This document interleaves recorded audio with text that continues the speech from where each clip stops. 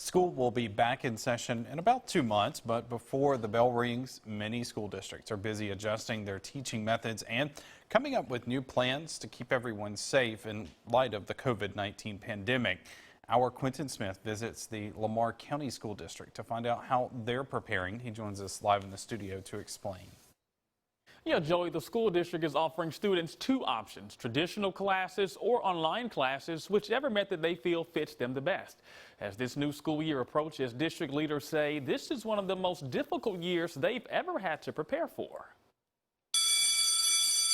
When students in Lamar County, Alabama return to class in August, they'll have the option to either return to campus or do virtual learning. When we come back in the fall, we will be aggressive in what we need to do as far as teaching. For students in the traditional setting, Superintendent Vance Herron says the class sizes will be about the same as they were in the past.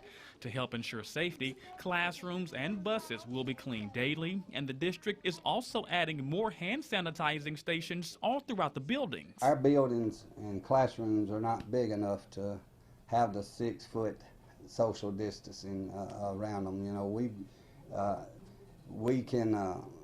we're not going to require, but you know, if students want to wear a mask, by all means they can do so. But for those not comfortable returning to school, they don't have to, thanks to a new virtual option.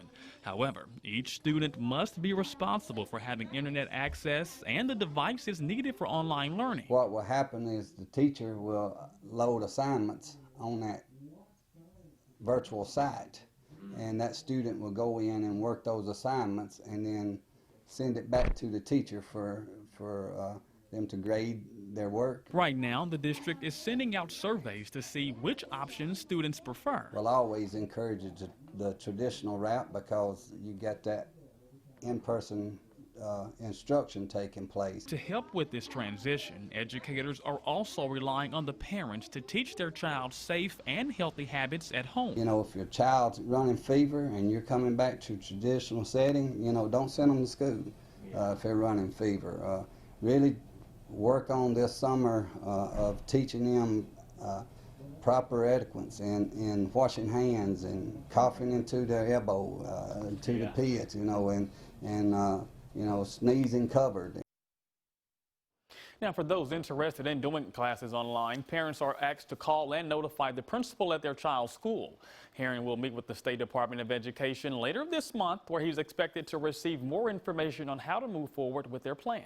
Joey?